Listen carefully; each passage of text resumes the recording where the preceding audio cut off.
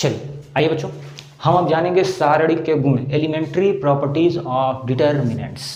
क्या कहता है इसमें? देखिए हमने बताया था कि 7 गुण हैं, 7 को हमने मेंशन कर लिए हैं। अब धीरे धीरे बोलते जाएंगे, बताते जाएंगे, देखते जाइए, सुनते जाइए और लिखते भी जाइए, क्योंकि यहाँ लिख तो नहीं सकते, आपको समझा बहुत अच्छे से सकते हैं। तो इसलिए जो परिभाषा हम बोलेंगे उसे आप राइट डाउन कर लीजिए।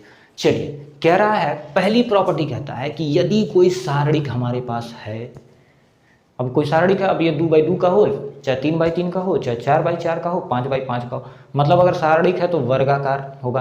अच्छा, एक छोटी सी बात और यही बता देते हैं कि प्रत्येक सारणिक एक आव्यूह होता है, परंतु प्रत्येक आव्यूह एक सारणिक नहीं होगा। क्यों? क्योंकि वर्ग आव्यूह की बात तो आप जानते हैं, लेकिन आयताकार सारणिक आती ही नहीं, क्योंकि सारणिक का पहला ही नियम ये कहता है कि भाई जितनी पंक्ति रहेगी उतने ही कॉलम हमारे पास रहने चाहिए या स्तंभ होने चाहिए। तो चलिए, पहला गुण कह रहा है कि किसी सारणिक में कोई पंक्ति या स्तंभ का प्रत्येक अवयव शून्य हो जाए। ध्यान देंगे, किसी सारणिक में किसी पंक्ति या स्तंभ का प्रत्येक अवयव, मान लीजिए पंक्ति का प्रत्येक अवयव शून्य हो गया तो इसका सीधा सा मान शून्य हो जाता है। प्रसार उसार करने की ज़रूरत नहीं है, देखने की ज़रूरत नहीं है, जानने की ज़रूरत नहीं है, बस अगर इस तरह की कंडीशन दिखी तो चुपचाप शून्य, या इस तरह वाली भी कंडीशन दिखी, या ऑब्लिक कर लेते हैं किसी में, या इस तरह वाली भी कंडीशन दिखी तो भी इसका मान शून्य हो जाता है। मतलब हमने कहा कि पंक्ति या कॉलम दोनों में से कुछ भी हो तो उसका मान शून्य हो जाता है। तो चलिए बच्चों, दूसरे गुण को भी देखते हैं। दूसरा गुण क्या कहता है? यदि किसी सारणिक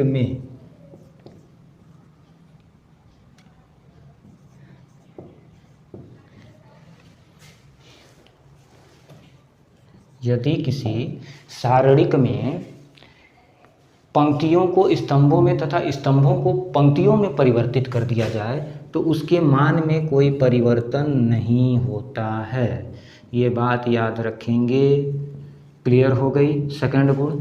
फिर से, यदि किसी सारणिक के पंक्ति को स्तंभ में, पंक्ति थी भाई मतलब रो को कॉलम में चेंज कर दिया जाए या कॉलम को रो में चेंज कर दिया जाए तो इसके पूरे मान में कोई परिवर्तन नहीं होने वाला है।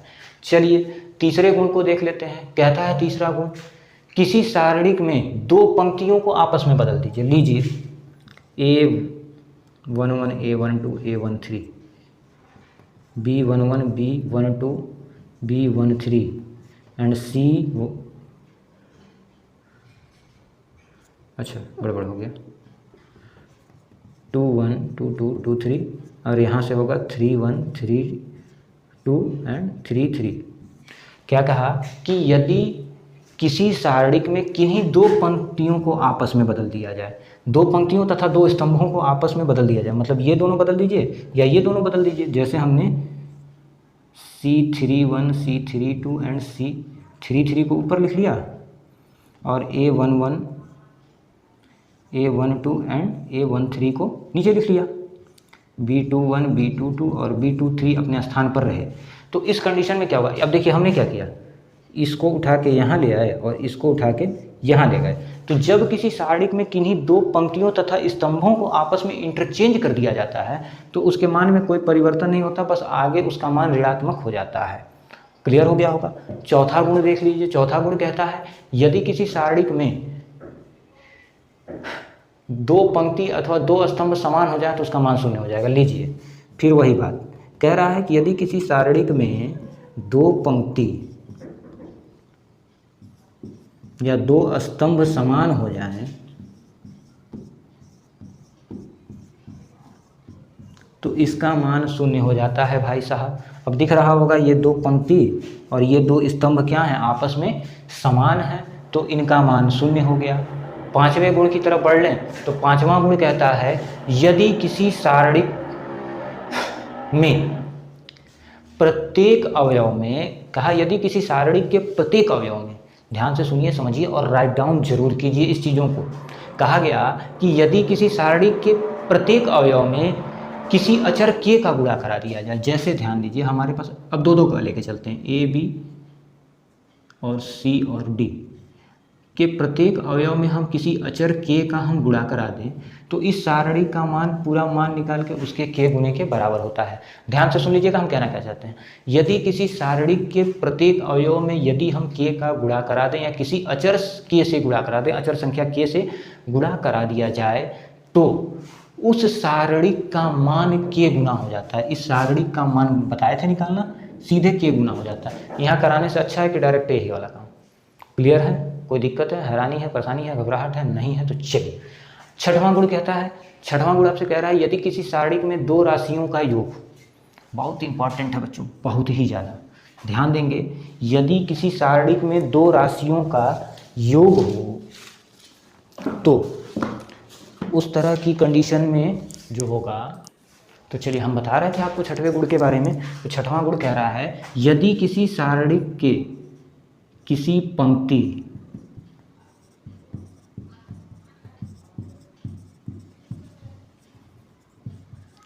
किसी पंक्ति में किसी संख्या, किसी पंक्ति या कॉलम में किसी संख्या का योग हो, ऐसे मान लीजिए WXY का, तो इस सारणी को दो सारणिकों के रूप में सेम कोटि में विभक्त किया जाता है। जैसे ध्यान देंगे A1 A2 A3 B1 B2 B3 C1 C2 C3 plus यहाँ W था X था Y B1 B2 B3 C1 C2 C3।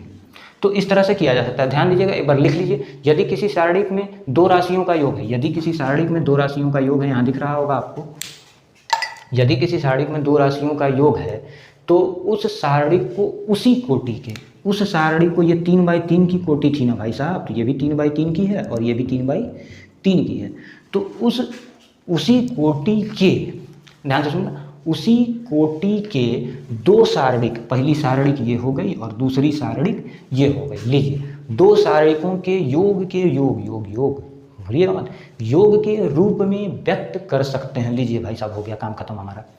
ठीक है, अब हम चलेंगे सातवें गुण और लास्ट गुण की तरफ और देखेंगे कि सातवां और लास्ट गुण आपसे क्या कहता है।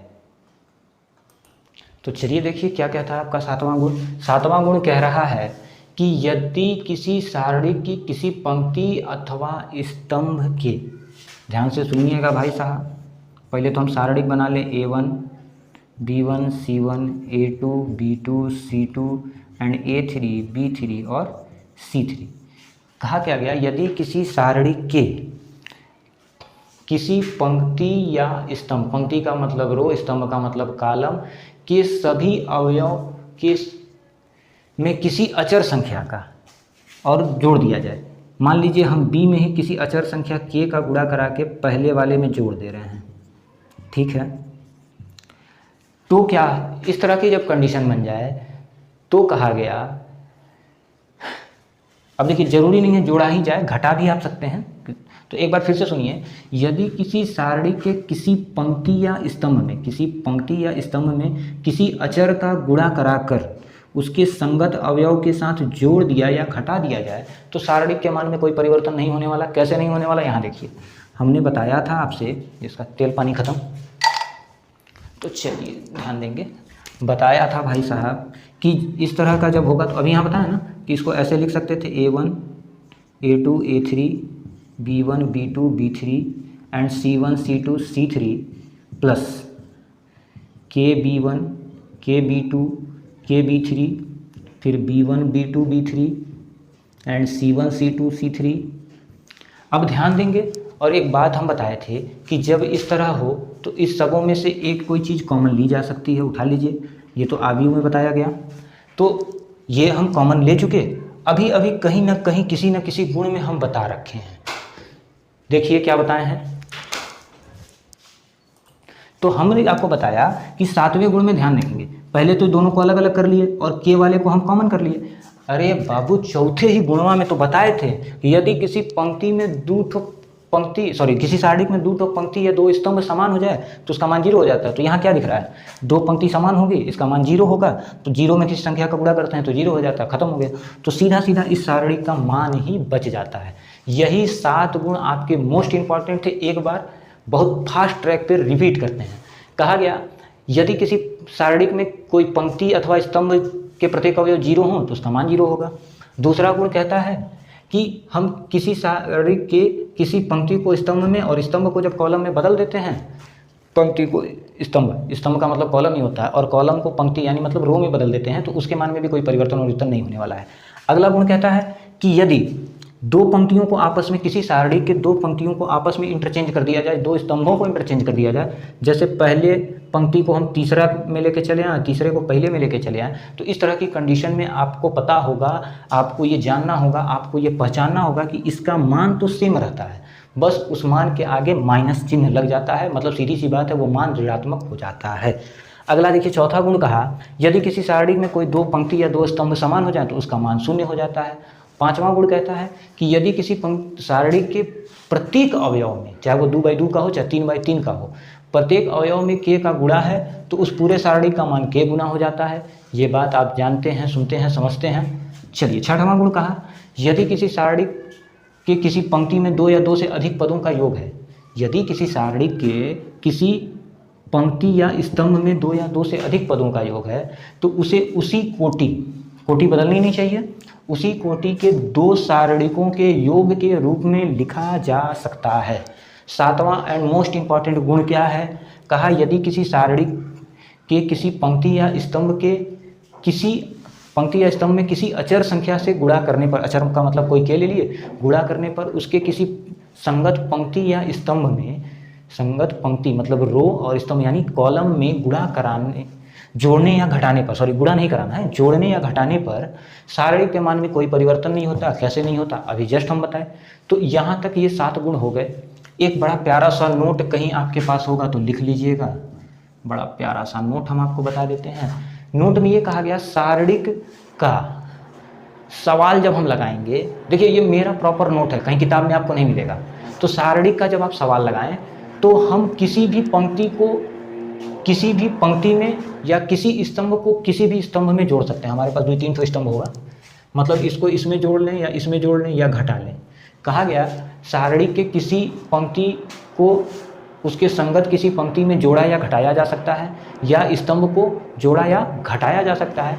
इससे सारणी के मान में कोई परिवर्तन नहीं होता है। इस बात को आप विशेष ध्यान रखेंगे। अब हम आते हैं आगे सवाल पर।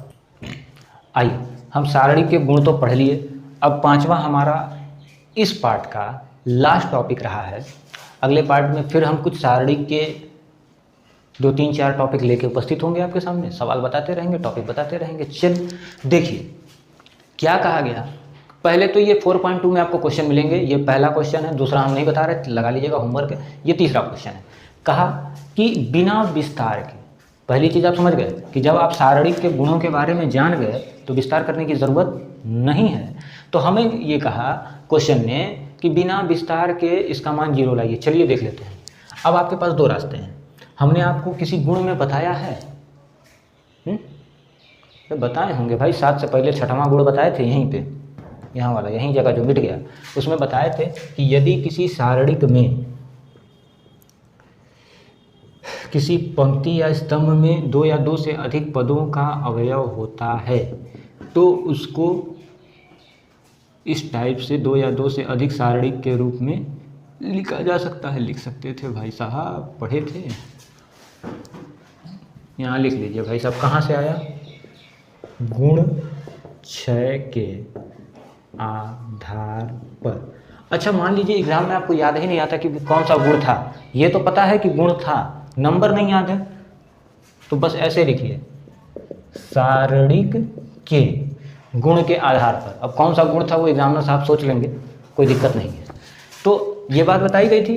अच्छा, अब गुण के आधार पर ये भी तो हम बताए थे कि यदि किसी सारणी की 2 पंक्ति या 2 स्तंभ समान हो जाए तो उसका मान 0 हो जाता है। लीजिए, हमको प्रसार करने की ज़रूरत पड़ी क्या, नहीं पड़ी। दूसरा मेथड, ये फर्स्ट मेथड से आप लगाए हैं, दूसरा मेथड देख लीजिए, सेकंड सेकंड मेथड क्या करते, ये जो क्वेश्चन था ना, लिख लीजिए X A X plus A, Y B Y plus B and Z C Z plus C. इस क्वेश्चन को हम क्या कर सकते थे, हम घटा देते, C3 को चेंज कर देते C3 माइनस C2 से, या आपको मन करता तो C1 से, जिससे मन करता उससे चेंज कर दीजिए एक्स वाई एंड जेड। क्योंकि अभी हमने नोट में एक बात लिखवाई थी कि किसी सारणिक में उसके संगत पंक्ति या स्तंभों को जोड़ने या घटाने पर उसके मान में कोई परिवर्तन नहीं पड़ता। तो ध्यान देंगे ए बी सी। अब हमने कहा कि C3 में से C2 घटाना है। C3 पहले लिख लीजिए भाई साहब, X plus A Y plus B and Z plus C. अब इसमें से हमें घटाना क्या था, C2, यानी माइनस ए माइनस बी और माइनस सी। तो ये आपस में कट जाते, कट रहे हैं ना, तो फिर हमें जो मिलता, यहाँ ध्यान देंगे सेकंड मेथड में मिलता x y and z a b c, फिर एक्स वाई जेड, फिर गुण के आधार पर। कौन सा गुण, अरे वही कोई यहाँ चौथा वाला गुण कि अगर किसी सारणिक में दो स्तंभ या दो पंक्ति समान हो जाए तो उसका मान शून्य हो जाता है। लीजिए जैसे इच्छा आप लगा सकते हैं। यहाँ हमने इसमें से C3 में से C2 घटाया, आप C3 में से क्या घटा सकते थे, C1 घटा सकते थे, या इन दोनों को जोड़ के कोई पंक्ति बना सकते तो आप बना सकते थे। आप सक्षम हैं, आप कर सकते हैं, इसके लिए सारणिक बुरा नहीं मानता है। तो चलिए अगला क्वेश्चन देखिए। इसमें तो जाहिर सी बात है घटाने बढ़ाने पर कुछ होने वाला नहीं है। चेक कर लीजिए, 2 में से 7 घटा देंगे तो 5 आ जाएगा, कुछ होगा नहीं। तो इसमें हम क्या करेंगे कि कुछ तो ऐसा काम होगा कि जिसमें कुछ हो जाए। तो हम ये किए, C3 को चेंज कर दिए C3 माइनस 9C2, मतलब C2 में पहले 9 का गुणा कराया हमने, उसको C3 से घटाएंगे। अब देखिए कैसे, 2 3 5 ये हो गया। अब देखिए जो चेंज करना उसी में काम होगा। C3 65 था, 75 था और 86 था। तो अब देखिए क्या क्या मिलने वाला है। C2 में 9 का गुणा कराइए, 7 9 63 घटाना था, फिर 9 8 72 घटाना था, 9 9 81 घटाना था। ये हम मॉड ए निकाल रहे हैं बच्चों, ये ध्यान देंगे। 2 3 5 7 8 9 घटाइए, इसको घटाएंगे 65 में से 63 2, 75 में से 2 3, सॉरी 75 में से 72 घटाएं, 86 में से 81 घटा देंगे तो 5। अरे क्या देख रहे हैं, दोनों बराबर हो गए। तो जब बराबर हो गए तो इसका मान शून्य हो जाता है। इसी को हम आंसर लिख देंगे। तो ये देखिए हमने इसे गुण के आधार पर बिना प्रसार के इन चीज़ों को समझा दिया। एक क्वेश्चन और बहुत इंपॉर्टेंट जो हर साल पूछा जाता है वो भी देख लेते हैं, उसके बाद इस पार्ट को यहीं समाप्त करेंगे। आइए बच्चों देख लेते हैं एक बहुत इंपॉर्टेंट क्वेश्चन। ये पूछा जाता है एग्ज़ाम में अब तक जो है 2005, 8, 11, 15 और 17 में पूछा हुआ क्वेश्चन है। तो याद रखिएगा बहुत इंपॉर्टेंट क्वेश्चन है। और सारणिक या आव्यूह से सिद्ध करने वाले जो भी आपके क्वेश्चन आएंगे वो 3 से 4 नंबर में आते हैं। तो चलिए बहुत आसान क्वेश्चन है, देखने में तो बड़ा कठिन लग रहा होगा, करें क्या। आपके पास 2 रास्ते हैं। यदि आपको कोई गुण याद नहीं आता है तो सीधा सीधा प्रसार पता है, कर डालिए, कोई दिक्कत नहीं। लेकिन हमको जब इस तरह से क्वेश्चन आए, क्योंकि यहाँ ये कहा नहीं कि आप गुण ही लगाइए, आप प्रसार मत करिए, या प्रसार ही करिए गुण मत लगाइए, तो हम दोनों काम यूज़ करेंगे। तो सबसे पहले तो हल a minus b minus c 2a 2a 2b b minus C minus a 2b and 2c c minus a minus b। हम क्या करते हैं, R1 को चेंज कर लीजिए, R1 plus R2 plus R3। कैसे पता, ध्यान देंगे। यहाँ अगर जब हम चेंज करेंगे, जोड़ेंगे, तो देखिए क्या होने वाला है, अभी आपको समझ में आएगा। a minus b minus c, R1 में R2 जोड़ना है, 2b 2c, फिर 2a था जोड़ना है b minus C minus a plus 2c। Clear हो रही होगी बातें। चलिए भाई, अगर हो रही हैं तो बहुत अच्छी बात है, और ऐसा कोई संजोग नहीं है कि होगा नहीं। बाकी जो बचा है उसको लिख लीजिए।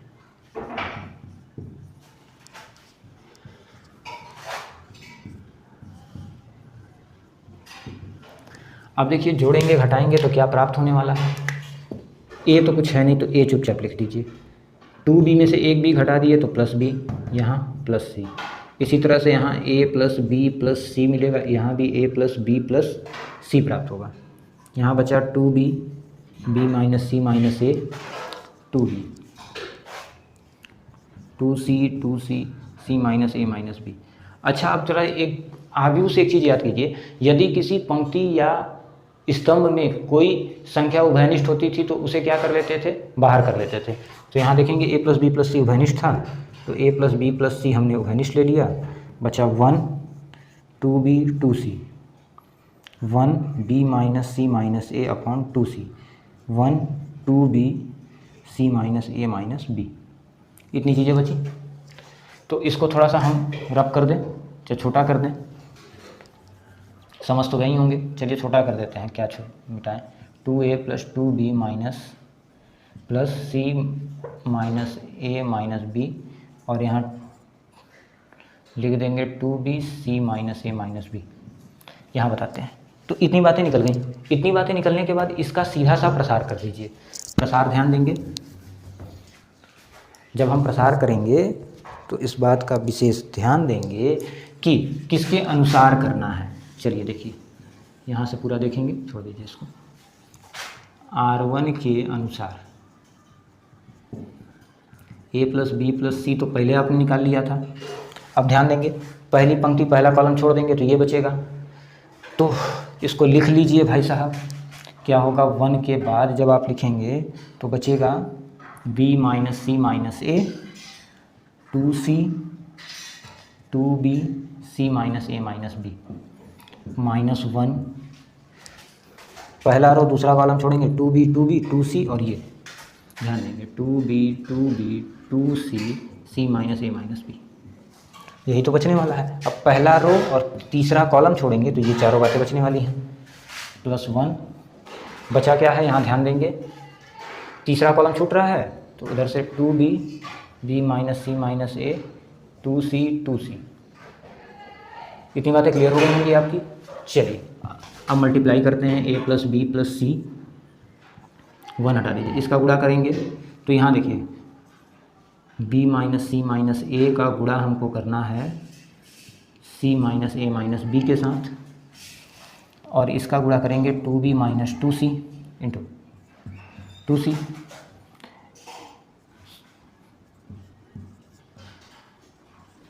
माइनस लगाइए, फिर गुणा कर देंगे 2b का c minus A minus B के साथ, माइनस 2c माइनस 2b,